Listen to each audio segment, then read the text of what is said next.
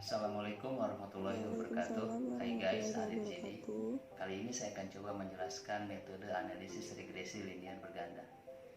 Metode ini umumnya digunakan pada penelitian-penelitian akuntansi, manajemen, ataupun penelitian-penelitian ilmu sosial lainnya. Penjelasan metode analisis regresi linear berganda ini saya ambil dari buku yang sudah saya tulis yang berjudul Metode Penelitian Akuntansi dan Manajemen. Seperti ini bukunya.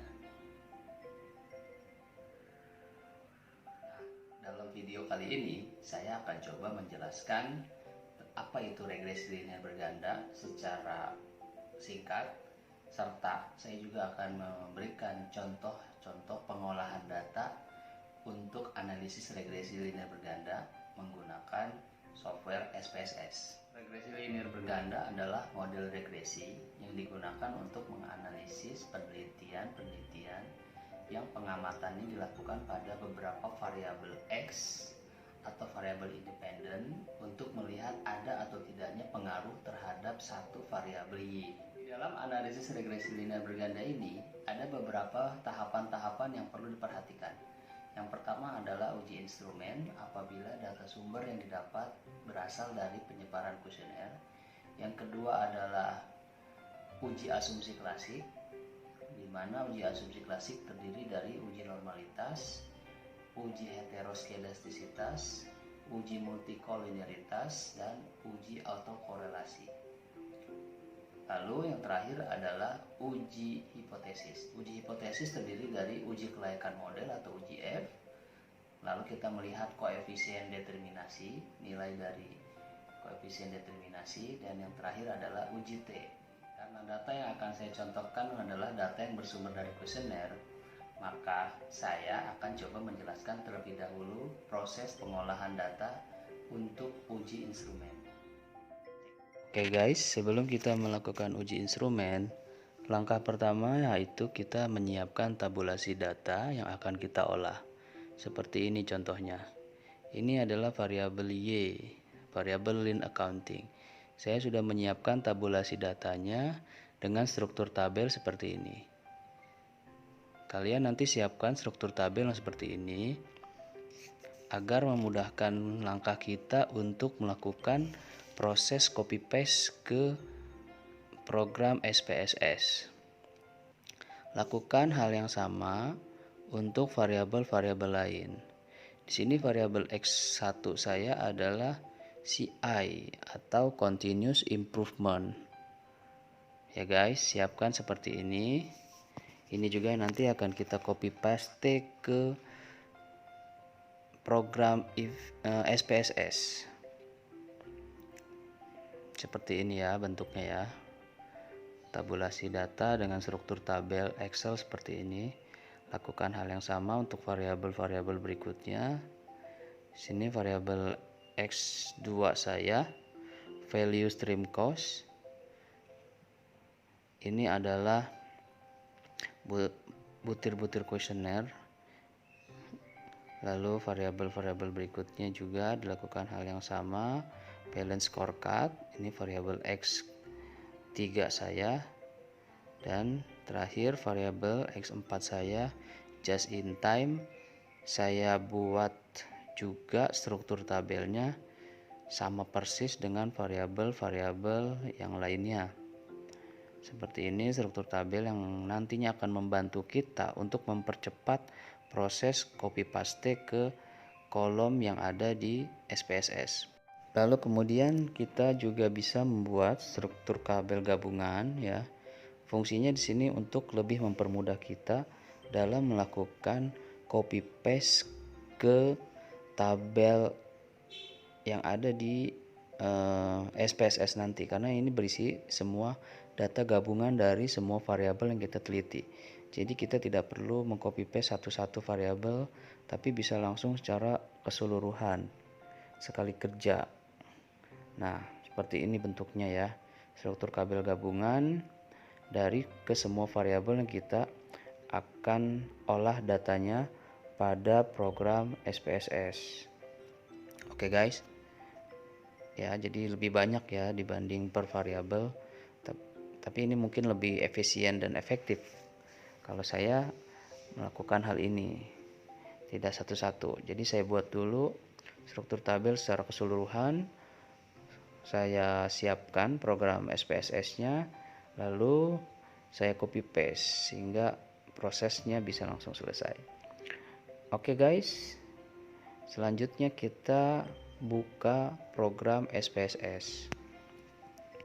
Oke guys, perlu kita ketahui uji instrumen ini penting dilakukan untuk penelitian yang sumber datanya berasal dari kuesioner, karena hal ini perlu dilakukan untuk melihat apakah butir pernyataan yang telah dibuat dalam kuesioner memenuhi syarat utama, yaitu validitas dan reliabilitas. Pada bagian variable view di program SPSS, langkah pertama yang kita lakukan adalah memasukkan variabel-variabel yang kita teliti yang ada di program Excel ini. Contohnya di sini ada variabel lean accounting 1, maksudnya di sini adalah indikator dari variabel lean accounting. Satu variabel terdiri dari 8 indikator. Ini tergantung variabelnya ya guys, tidak harus 8, jadi sesuai dengan variabel yang diteliti saja. Nah, kita masukkan indikator-indikator ini ke dalam program SPSS.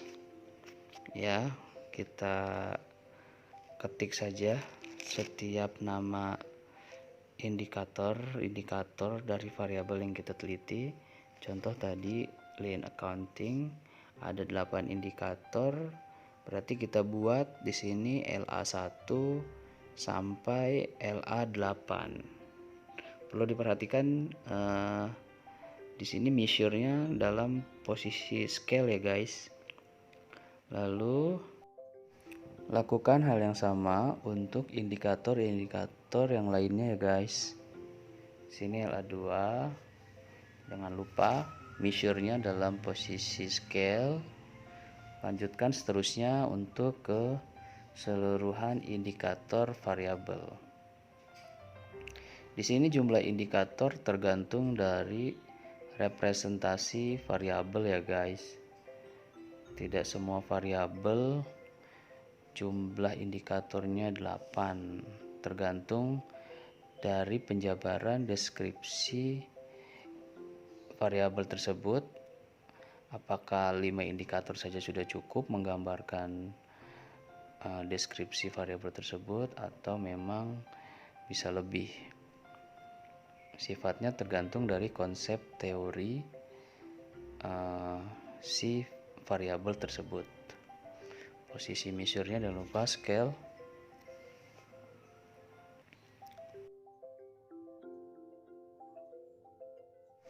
Begitu juga untuk variabel yang lainnya ya guys. Di sini indikator dari variabel X2 saya buat struktur tabel di SPSS-nya sama persis dengan indikator variabel X1 sebelumnya yang sudah saya buat.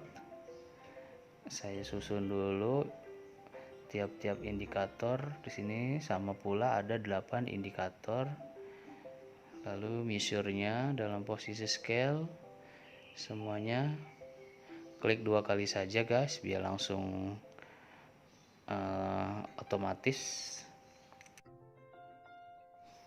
Lakukan kembali untuk variabel berikutnya ya guys, dengan cara yang sama. Jangan lupa measure-nya dalam posisi scale.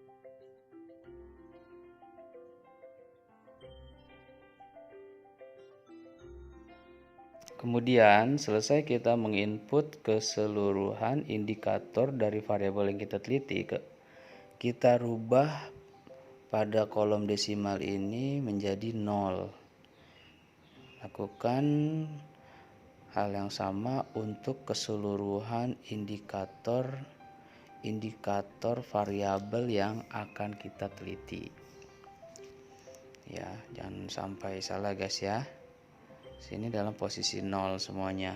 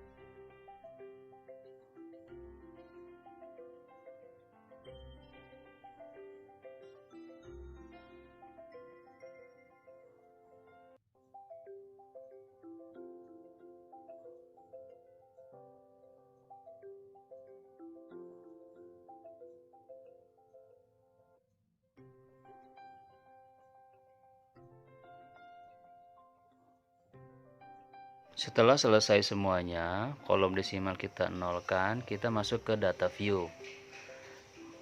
Pada bagian data view ini, sini akan muncul indikator-indikator yang tadi sudah kita input dalam bagian variabel view.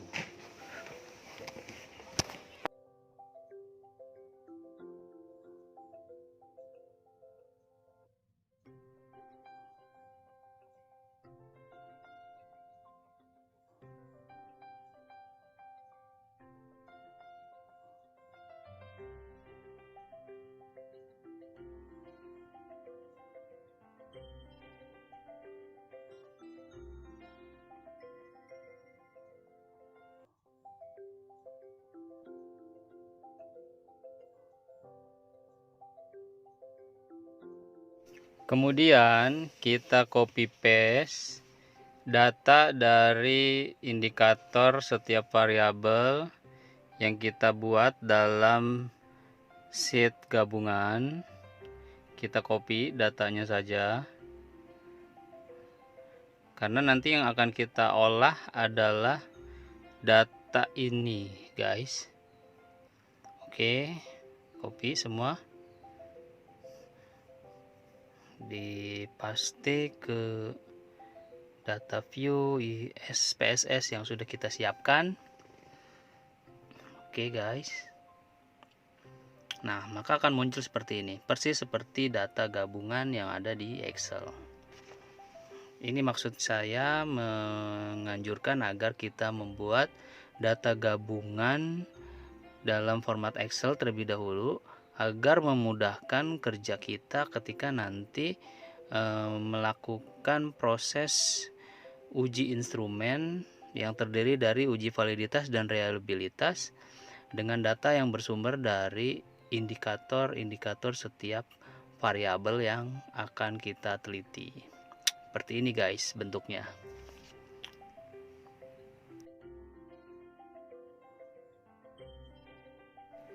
Setelah itu kita sudah bisa melakukan proses uji instrumen yang pertama, yaitu uji validitas. Klik analyze, lalu pilih scale dan kemudian pilih reliability analysis. Nah, di sini blok butir pernyataan untuk setiap variabel. Contoh di sini variabel LA, Lean Accounting. Kita melakukan uji validitas ke semua indikator variabel. Di sini saya hanya menyontohkan yang variabel LA saja, karena pada dasarnya cara yang sama dilakukan untuk indikator-indikator variabel yang lain.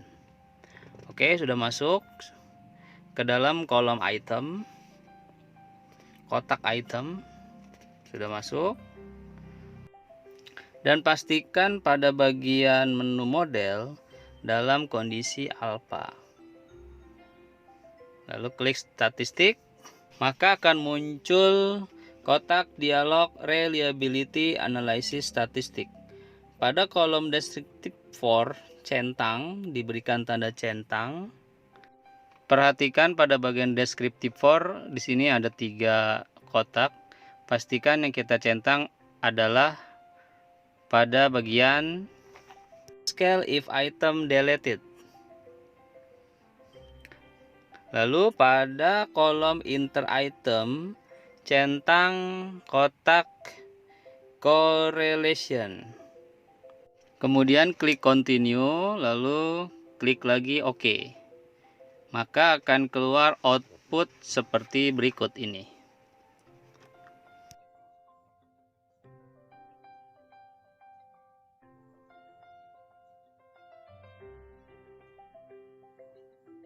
Nah, guys, kita di sini cari tabel item total statistik untuk melihat hasil dari uji validitas, di mana kita tadi melakukan pengujian uji validitas pada indikator variabel LA, Lean Accounting.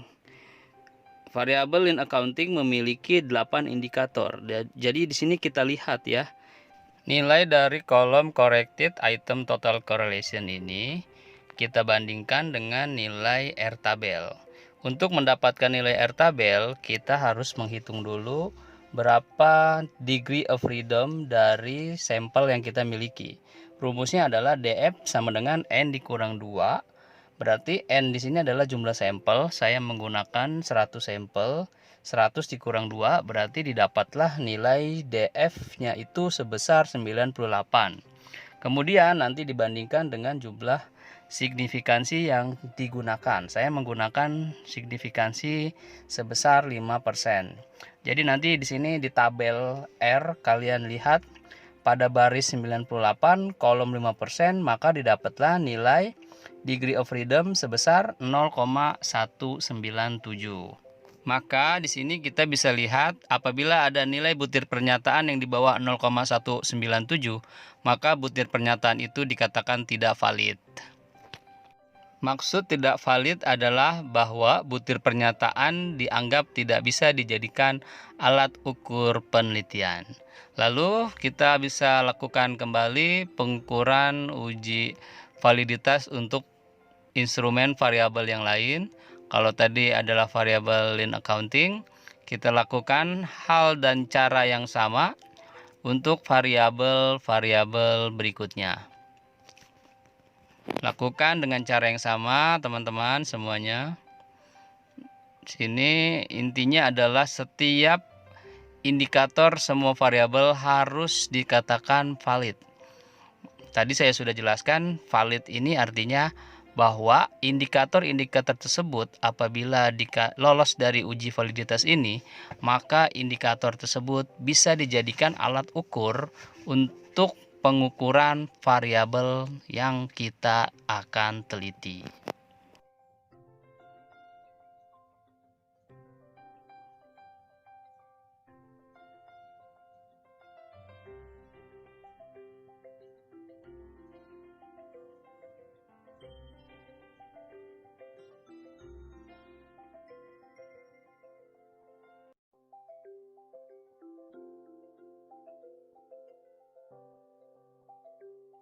Selanjutnya di sini kita melakukan pengujian reliabilitas dengan cara yang sama seperti pengujian validitas. Pengujian reliabilitas di sini memiliki tujuan untuk mengetahui ada atau tidaknya kekonsistenan dari jawaban yang didapatkan walaupun kuesionernya ini digunakan berkali-kali kepada responden yang berbeda. Nah, di uji reliabilitas ini kita lihat tabel reliability statistik. pada kolom Cronbach alpha. Di sini didapat nilai Cronbach alpha sebesar 0,648. Nah, nanti nilai 0,648 ini kita bandingkan dengan nilai R tabel yang tadi ya guys, yang sebesar 0,197. Nah, asumsinya adalah nilai Cronbach alpha harus lebih besar dari 0,197 agar didapatkan kesimpulan bahwa kuesioner yang digunakan dalam penelitian ini secara keseluruhan bersifat reliable. Dan bisa kita lihat di sini nilai Cronbach alpha sebesar 0,648 yang itu artinya lebih besar dari 0,197. Oke guys, selesai uji reliabilitas. Bisa kita simpan atau tidak. Opsi ini tergantung kalian ya. Jika ingin simpan klik yes, jika tidak klik no. Nah, itulah dia tadi proses pengujian reliabilitas. Kita lakukan untuk instrumen variabel yang lain dengan cara yang sama dan cara pembahasan yang sama, sehingga kita bisa mengetahui tingkat kereliabilitasan dari masing-masing kuesioner yang kita gunakan sebagai alat ukur pengukuran variabel.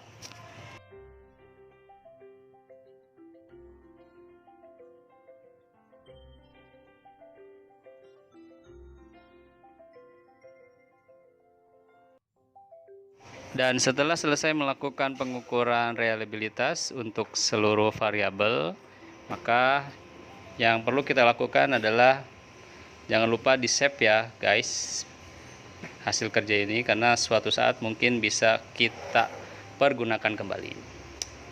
Oke guys, sekian saja dari saya. Saya akhiri. Subhanakallahumma wa bihamdika asyhadu alla ilaha illa anta astaghfiruka wa atubu ilaik. Wassalamualaikum warahmatullahi wabarakatuh.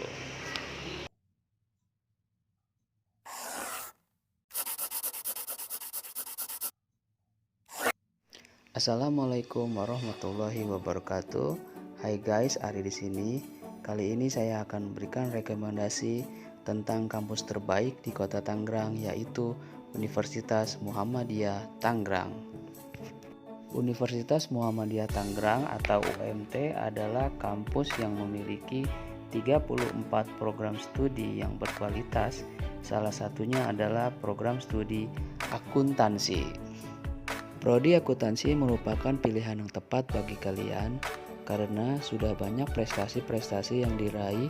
Di antaranya adalah menjadi juara umum lomba debat ekonomi tingkat nasional di UIN Syarif Hidayatullah Jakarta pada tahun 2018. Pada tahun yang sama berhasil meraih juara 3 lomba debat akuntansi tingkat Pulau Jawa dan Bali di UIN Syarif Hidayatullah Jakarta. Kemudian pada tahun 2019 berhasil meraih juara 2 Accounting Challenge tingkat Provinsi Banten yang diselenggarakan di Universitas Serang Raya. Lalu masih di tahun yang sama berhasil lolos sebagai peserta finalis dari 180 tim peserta dalam lomba akuntansi paling bergengsi di Indonesia yang diselenggarakan oleh Kementerian Keuangan di PKN STAN Jakarta. Selain berprestasi di bidang akademik kemahasiswaannya, Prodi Akuntansi FEB UMT ini pun memiliki prestasi yang ditorehkan oleh para dosen. Hal ini terbukti dengan menjadi prodi peringkat pertama se-UMT menurut penilaian Sinta Ristek Dikti, yaitu portal yang menilai banyaknya jumlah penelitian dan banyaknya jumlah sitasi penelitian yang dilakukan oleh para dosen yang ada di Indonesia. Dosen-dosen prodi akuntansi juga peduli pada kecerdasan masyarakat sekitar.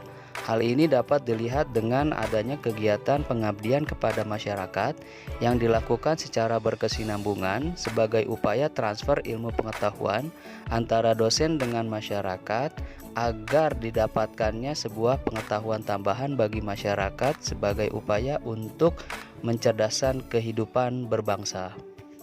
Dosen-dosen prodi akuntansi merupakan individu-individu yang profesional, berkompeten, dan energik, sehingga hal ini dapat memberikan sebuah garansi adanya proses pembelajaran yang berkualitas yang mampu mendorong mahasiswa untuk berprestasi baik di dalam kelas maupun di luar kelas secara maksimal. Prodi Akuntansi FEB UMT sudah terakreditasi oleh BAN PT dengan peringkat B, sehingga hal ini dapat memberikan nilai tambah bagi para mahasiswa-mahasiswi untuk mendapatkan pekerjaan dengan mudah, baik itu di instansi pemerintah ataupun perusahaan-perusahaan besar yang ada di Indonesia maupun internasional. Terdapat 3 jenis program perkuliahan yang ada di Universitas Muhammadiyah Tangerang. Yang pertama adalah program perkuliahan reguler yang dilaksanakan dari hari Senin sampai dengan Jumat. Yang kedua adalah program perkuliahan P2K yang diperuntukkan untuk para karyawan. Dan yang ketiga adalah program perkuliahan PKUB, yaitu perkuliahan yang dilaksanakan secara online.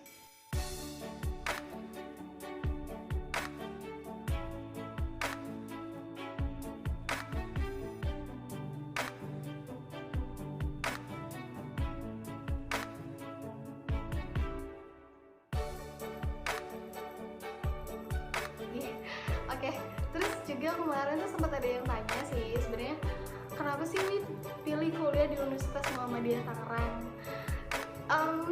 Alasan aku yang pertama itu dulu karena ada kelas karyawan, dan kedua itu tempatnya strategis.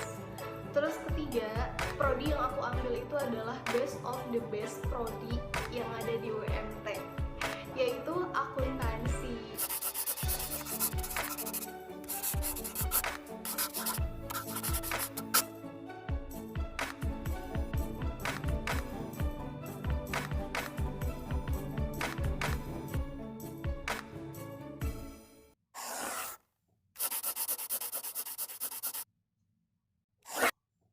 Assalamualaikum warahmatullahi wabarakatuh. Hai guys, Ari di sini. Kali ini saya akan menjelaskan tentang prosedur standar pengajuan UTS atau UAS susulan. Sebelum saya menjelaskan lebih lanjut, perlu kalian persiapkan berkas-berkas sebagai berikut.